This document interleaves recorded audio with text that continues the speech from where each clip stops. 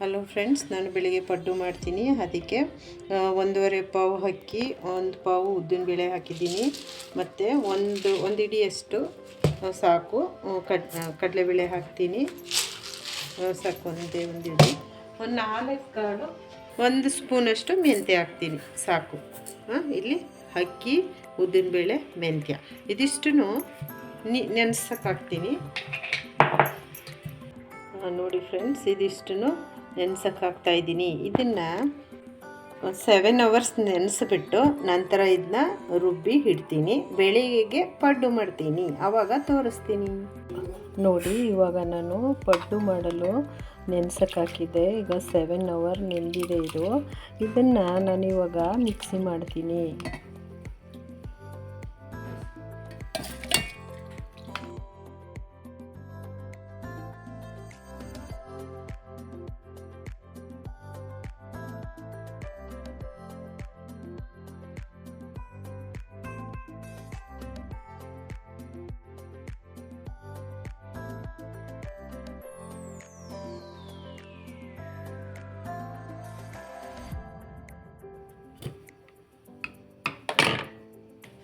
ನೋಡಿ, ಈ ಥರ ನುಣ್ಣಗೆ ರುಬ್ಕೋಬೇಕು, ನೈಸಾಗಿ ಚೆನ್ನಾಗಿ.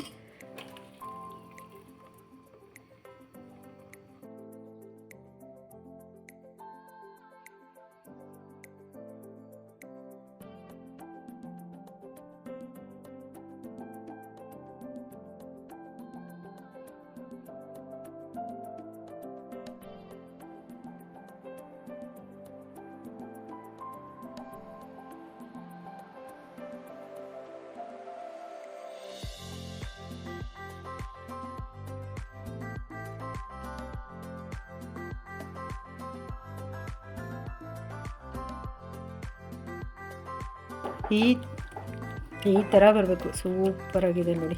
ಈ ಥರ ಎಷ್ಟು ಚೆನ್ನಾಗಿ ಬಂದಿದೆ. ತುಂಬ ನೈಸಾಗಿ ಮಾಡಿ, ಆವಾಗ ಚೆನ್ನಾಗಿರುತ್ತೆ.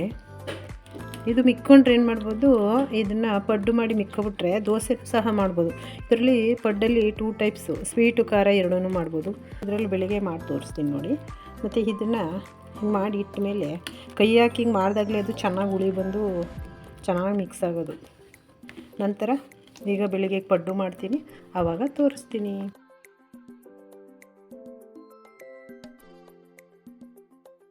ಇದಕ್ಕೆ ಸ್ವಲ್ಪ ಎಣ್ಣೆ ಹಾಕ್ತೀನಿ.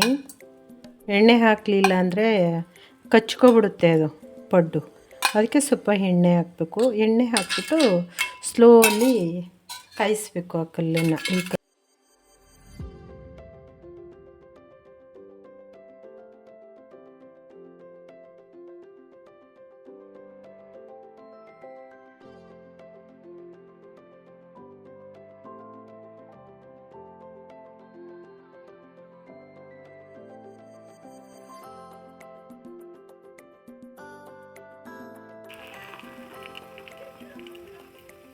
ನಾನು ಪ್ಲೈನ್ ಮಾಡ್ತಾಯಿದ್ದೀನಿ.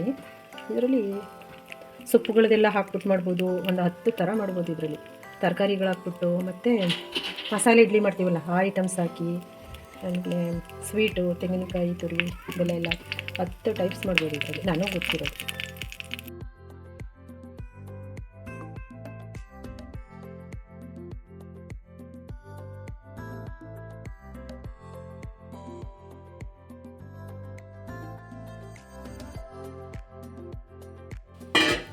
ನೋಡಿ, ಈ ಥರ ಅದು ಗೋಲಿ ಥರ ಸೂಪರಾಗಿ ಬರುತ್ತೆ. ಅದನ್ನು ಈ ಥರ ಉಲ್ಟಾ ಮಾಡ್ಕೋಬೇಕು. ನೋಡಿ, ಹಿಂಗೆ ಎತ್ತಿದ ತಕ್ಷಣ ಬರುತ್ತೆ ಅದು. ನೋಡಿ, ಉಲ್ಟಾ.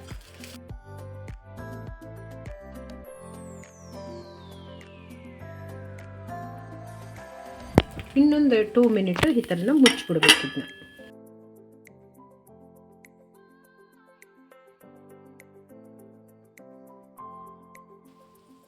ಇವಾಗ ಇದು ಆಯಿತು, ತೆಗೆದು ಬಿಡ್ತೀನಿ. ನೋಡಿ, ಈ ಥರ.